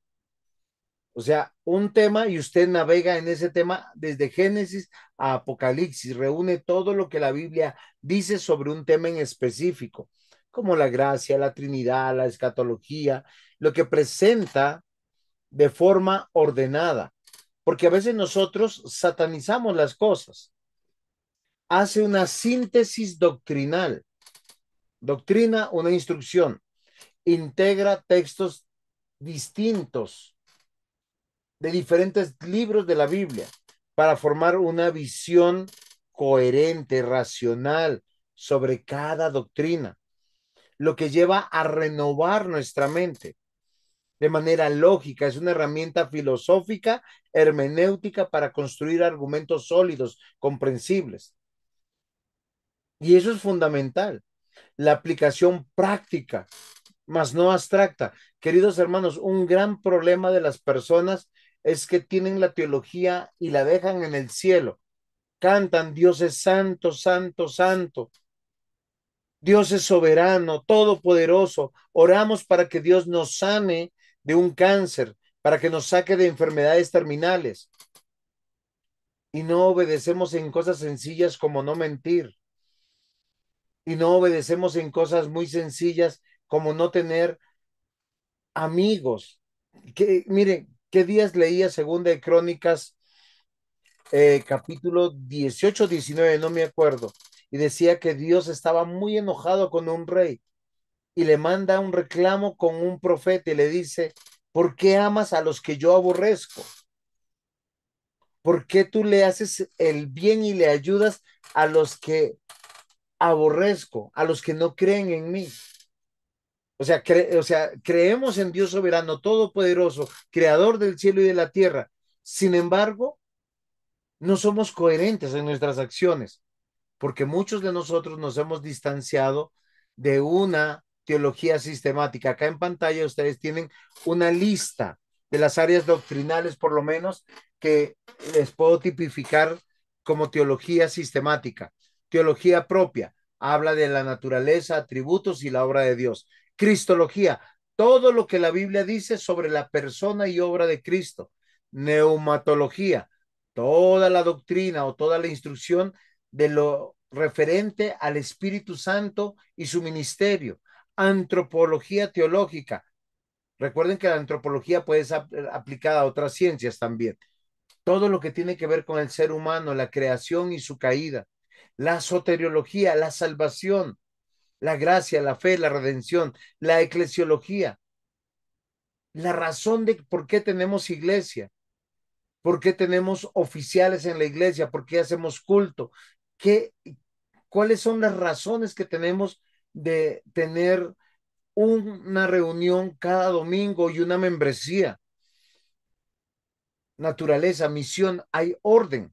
Esto no es a la suerte de Dios, porque a veces espiritualizamos. Todos son los miembros de la iglesia, son de Dios y nos olvidamos. Nos olvidamos que hay un orden. La escatología, los últimos tiempos, Cristo viene pronto, este mundo se va a destruir. Y la bibliología, que la inspiración y autoridad de los propósitos de la Biblia. Así como estas doctrinas, hay muchas más doctrinas que tocan la teología sistemática. Sin embargo, queridos hermanos, la teología de la Reforma nace en la Biblia. Estamos viendo cuál es su origen. No nace en Lutero, no nace en Calvino, no nace en Agustín de Hipona, no nace en la patrística. Solamente la Biblia es autoridad absoluta para los cristianos en su fe y su conducta. Efesios 5:10, comprobando lo que es agradable a Dios. Cómo ser padre, cómo ser esposo, cómo ser esposa. No solamente tiene que ver con cultos. Queremos afirmar que la Escritura es la única fuente infalible de la revelación divina, escrita. Toda doctrina, instrucción, práctica, ética, espiritualidad cristiana debe someterse a la enseñanza de la Biblia. Ustedes saben, mis amados hermanos, que hay muchas prácticas en el mundo cristiano evangélico que no nacen en las escrituras. Hay muchos cristianos que piensan que hay cosas que son de Dios y no son de Dios. ¿Por qué? Porque no hemos sometido nuestras prácticas a la Biblia. Así como los católicos romanos tienen tradiciones de hombres y dogmas de hombres, muchas iglesias cristianas evangélicas, posiblemente porque lo aprendieron así, posiblemente con buena intención, las practican. La pregunta ¿tienen una teología correcta, una teología reformada? Queridos hermanos, la teología de la reforma no nace en el siglo XVI, nace en las escrituras, en la voluntad de Dios. Dios una y otra vez llama a su pueblo a reformarse. Cuando lo sacó de Egipto, ¿qué es lo primero que hizo? Llamó a su siervo a hablar con él y darle la ley. Y luego le dice a Moisés, ve, bájate rapidito porque ese pueblo se ha corrompido. Dios puso el primer sacerdote, Aarón, y ese primer sacerdote se dejó influenciar por doctrinas de hombres y por lo que el pueblo quería. Todo el pueblo se reunió, dijo, Moisés se murió, Dios nos dejó, haznos unos dioses conforme al mundo. Y cuando bajó Moisés, todos estaban tomando, bailando alrededor de un becerro. Queridos hermanos, la escritura es la única fuente infalible de revelación divina. Toda doctrina, práctica, ética, espiritualidad cristiana debe someterse a ella. Ninguna tradición, experiencia, razonamiento humano o autoridad eclesial puede igualar o contradecir su autoridad. Si esto no se alinea al principio de solo escritura, nosotros no tenemos una reforma real para poder vivir para Dios. Queridos hermanos, el origen de una buena teología reformada solo encontrará en la Biblia su autoridad absoluta. Ustedes pongan a prueba sus oraciones, sus decisiones, sus cultos, porque la misma escritura dice en 2 Timoteo 3, 16, 17, toda la escritura es inspirada por Dios y útil para enseñar, para reprender, para corregir, para instruir en justicia, a fin de que el hombre de Dios sea perfecto, enteramente preparado para toda buena obra, toda buena obra. Hay personas que tienen más misericordia que Dios. Dios dice que alguien está pecando y dice, ay, pobrecito, pues ya está sufriendo mucho, yo lo voy a amar más que a Dios. Recuerden lo que dice la escritura, Mateo 10, 34, 35. No he venido a traer paz, sino espada, a traer separación entre el padre con el hijo con el padre, la hija con la madre, y los enemigos serán los de su casa, porque Dios nos une bajo una fe, bajo doctrinas, instrucciones, verdades, principios seguros absolutos. La escritura es suficiente y autoridad para formar la vida cristiana. El Salmo 19, 7 al 11 describe todo esto, de que Dios es confiable, habla de su rectitud, de su pureza, de que la ley de Dios es superior a cualquier sabiduría humana. De esto se trata la teología reformada, porque la teología reformada, el estudio que nosotros hacemos de Dios, debe transformar nuestras vidas, no nos puede dejar cómodos. Mateo 4:4 dice, no solo de pan vivirá el hombre, sino de toda palabra que sale de la boca de Dios. Jesús mismo sometió su vida humana a la enseñanza de la palabra. Él dijo, no he venido a abrogar la ley, sino a cumplirla. Hechos 17:11. Los bereanos son elogiados por examinar las escrituras para verificar la verdad de lo que Pablo enseñaba. A veces nosotros pensamos porque es mi papá, porque es mi tío, porque es mi abuelo, porque es mi pastor. No, yo sigo. Queridos hermanos, la teología sistemática hace afirmaciones contundentes, instrucciones particulares, puntuales, para que nosotros conozcamos el carácter de Dios. Y la Biblia es la revelación especial, inspirada por Dios, portadora de la autoridad divina. Jesús le respondió a Satanás, escrito está. Nunca le dijo, yo soy Dios y te digo esto. Y Jesús era Dios, para que nosotros comprendamos y nosotros meditemos. Cualquier enseñanza que usted desprenda de la escritura que, que vaya en contra del carácter de Dios, lo más posible, en un 99.9% está equivocado. Porque las doctrinas que nacen de la escritura son suficientes, son autoritativas y la iglesia no la puede rechazar, sino la tiene que abrazar. De eso se trata la teología reformada, porque la teología reformada nace en Dios, en su palabra revelada. Yo no sé si ustedes recuerdan Deuteronomio 29:29. Dice, las cosas secretas son de Dios, nunca las vamos a saber, pero las que han sido reveladas son para nosotros y para nuestros hijos. Nuestros hijos, sea que tengan 6 meses, 1 año, 3 años, 5 años. Queridos hermanos, la aplicación pastoral en consejería, en decisiones éticas, formación espiritual, predicación, no es el sentido común, es la palabra de Dios, la norma reguladora que nos llama a razonar, a renovar nuestra mente, a ajustar nuestras tradiciones, a ajustar nuestras experiencias, porque se subordina a la escritura. Entonces, mis queridos hermanos, yo no sé cómo estamos de tiempo porque ya casi estamos terminando, pero tengo bastante por decir. La teología correcta y verdadera descansa en el carácter de Dios. Y el carácter de Dios ha sido revelado en una reforma ordenada para nuestra iglesia, para nuestra vida. Y no se trata de religión, se trata de una vida para Dios. Y es algo que nosotros tenemos que aplicar y entender. Acá yo tengo muchos versículos como Primera de Crónicas 16:25, porque grande es Jehová y digno de suprema alabanza y de ser temido sobre todos los dioses. Y les voy a llamar la atención acá, porque muchos de nosotros usamos la palabra alabar a Dios y cuando nosotros pensamos en alabar a Dios, estamos pensando en cantar a Dios.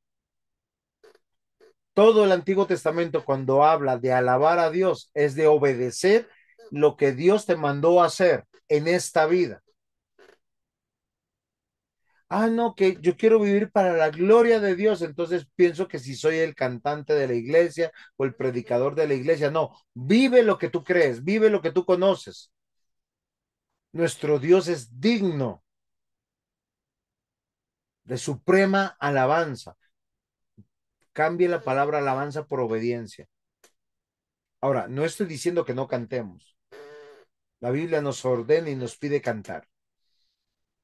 Pero nosotros tenemos que comprender, mis amados hermanos, lo hermoso que la palabra de Dios nos está constriñendo, nos está diciendo, tuya es, oh Jehová, la magnificencia, el poder, la gloria, la victoria, el honor, porque todas las cosas que están en los cielos y en esta tierra son tuyas. Tuyo, oh Jehová, es el reino y tú eres excelso sobre todos.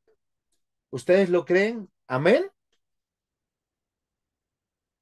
¿Algo es nuestro? Amén.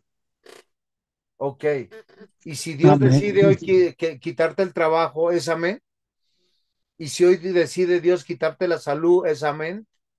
Si hoy decide llevarse a un hijo, a un esposo, a un padre, a una madre, ¿es amén? Fíjense que acá yo estoy confrontando su teología. ¿Preguntas?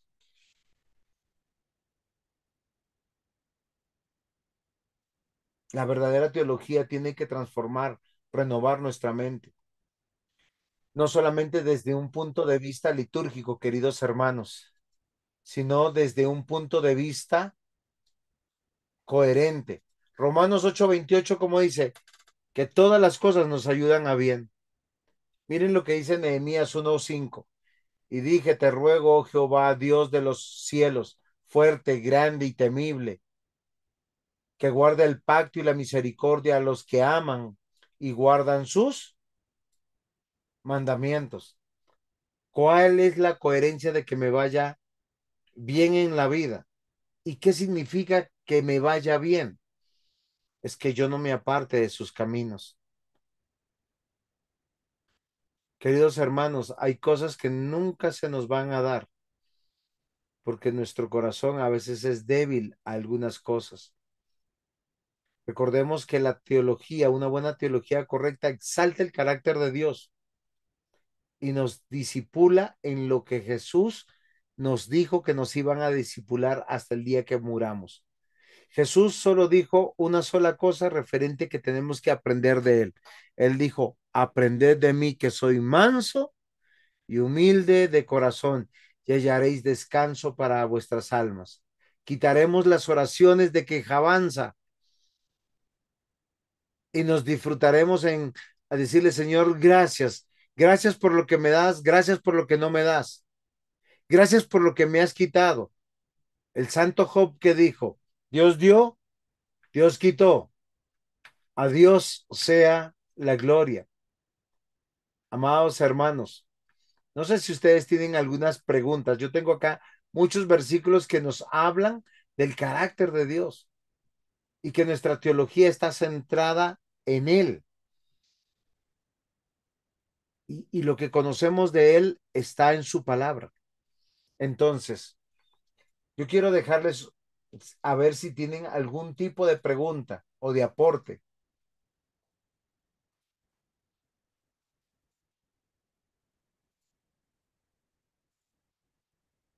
Recuerden que estamos hablando del origen de la teología reformada. Pues yo tengo preguntas como sobre conceptos que no entendí, pero no sé si, digamos, si solo los pregunto aquí o los busco No, aparte. puedes preguntar si tú quieres. Bueno, escatología, Muy ¿qué es? bien.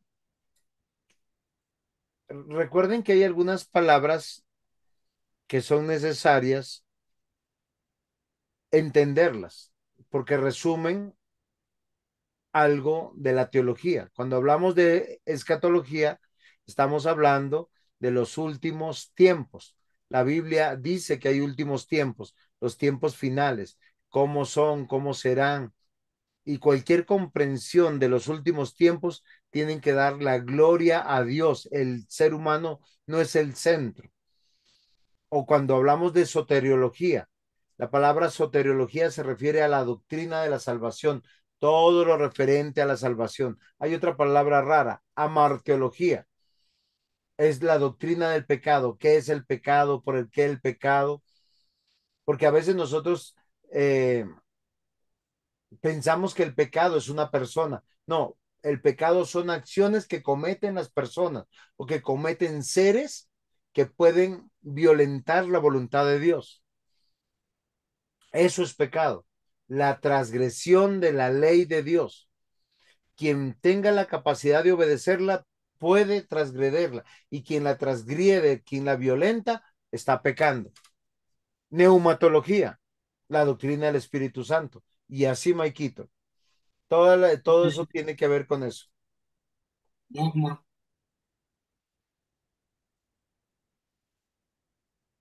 ¿Alguna pregunta referente a lo que estamos hablando o dejamos hasta aquí para entrar en la próxima clase? No sé si ustedes desean algún aporte. No sé, Pastor Luis Eduardo, ¿cómo estamos?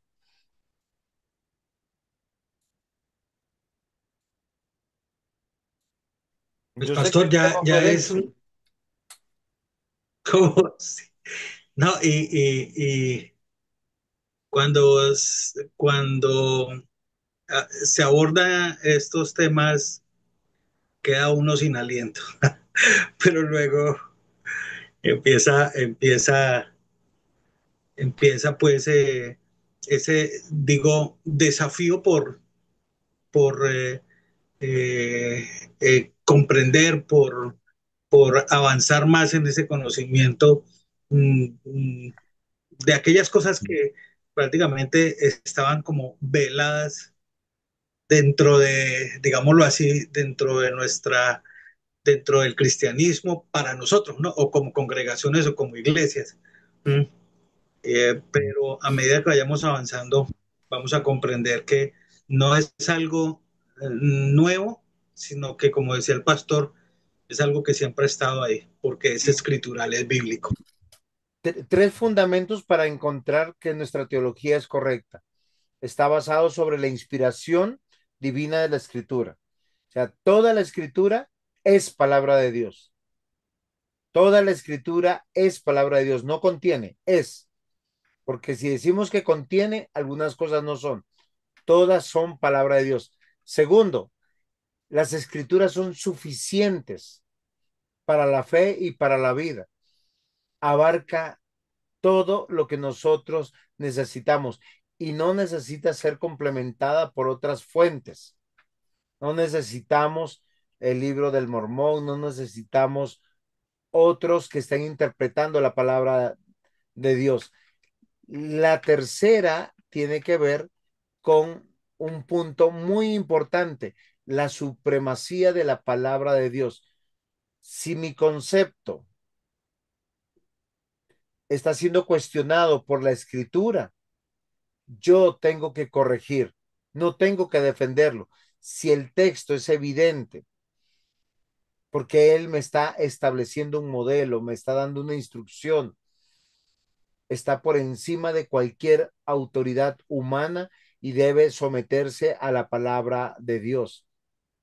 Entonces, esto es algo fundamental. Entonces, mis amados hermanos, esto que les estoy diciendo y estoy compartiendo con ustedes, el argumento máximo de la teología de la reforma es que la Biblia sola es la norma suprema, suficiente, final, porque es la única fuente escrita, inspirada por Dios, capaz de guiar al creyente en todo lo que concierne a la fe y a la vida. Esto no niega el valor de la tradición, la razón o la experiencia, pero lo subordina a las escrituras. Voy a explicarme. Nosotros por tradición hacemos cosas en las iglesias, como un ágape. ¿Por qué los hacemos? Porque la escritura nos dice que es correcto reunirnos para compartir con los hermanos, para alimentarnos, porque la iglesia no solamente nos da un alimento espiritual, sino también un alimento físico. Y esto es muy importante. Dios es el origen de todo y es el origen de nuestra teología, lo hace en su palabra y es el todo sobre todo. Entonces, queridos hermanos, como se dan cuenta, me ganó el tiempo y hasta aquí no sé si hay algún aporte. Quiero comentarles, si alguno quiere hacer el examen de esta primera materia, sobre todo los estudiantes si lo tienen que hacer, lo voy a enviar, lo voy a poner en el grupo. ¿Para qué? Para que pueda responder. A los que quieren ver repetidamente, tienen plazo hasta mañana a esta misma hora de enviar su examen. ¿Para qué? Para que nosotros veamos y estemos edificados y nosotros mismos nos evaluemos si hemos aprendido realmente hoy. ¿Les parece? No sé si tienen alguna pregunta, algún aporte para ir finalizando.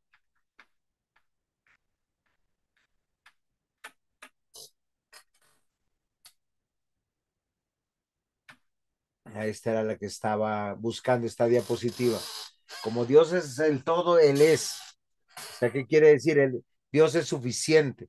Por eso confiamos y dependemos de Él.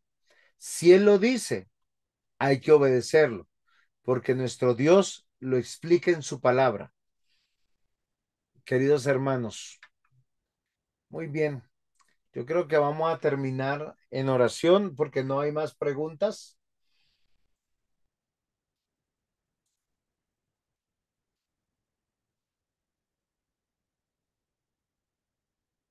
Presbítero Luis está por ahí para que ore por nosotros.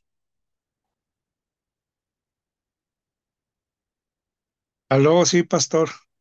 Por favor, terminemos Estaba, en oración. estaba escuchando. Bueno, de todas maneras, primero que todo, buenas noches porque no los había saludado. He estado bastante ocupado, pero poniendo la atención a la palabra del Señor y a todo lo que conlleva con ella, al estudio bíblico, que para nosotros es una fuente de vida y una enseñanza muy provechosa para nuestras vidas, para nuestros hogares, para nuestros corazones y para nuestro diario vivir. Y debemos sacar provecho de ello tanto nosotros como nuestro prójimo y los que están alrededor nuestro. Demos gracias a Dios por esta noche. Bendito seas, Padre amado, Señor misericordioso, Rey sobre todas las naciones, Padre santo, santo, santo. En esta noche, Señor, te glorificamos, te exaltamos y te damos gracias, Señor, por las bendiciones que derramas cada día en nuestras vidas, Señor, por esa exposición de tu palabra, Señor, que cada día nos permite crecer más y conocer más de tu verdad, más de tu palabra. Y Señor, que nuestro corazón, Señor, y nuestro intelecto se llene de ti, Señor. Damos gracias por los hermanos que estamos reunidos en esta noche. Damos gracias por nuestra amada iglesia y damos gracias porque sabemos que todo lo que tú tienes para nosotros es nuestro pan de vida. Bendito sea, Señor, gracias por esta noche, gracias por tu palabra, gracias por las escrituras, Señor, y por permitirnos congregar para estudiar más de tu palabra, Señor. Bendito eres, te glorificamos, Señor, y te damos gracias en esta noche y oramos con acción de gracias en el nombre de tu Hijo Jesucristo y del Espíritu Santo que mora en nosotros. Amén. Amén. Mis hermanos, que el Señor le bendiga. Que Amén. así sea, Bendiciones para pastor. todos. Bendiciones. Gracias, Gracias. pastor. Bendiciones. Amén, pastor. Bendiciones. Feliz noche para todos. Pastor, Feliz noche. muchísimas gracias. Bendiciones. Feliz noche.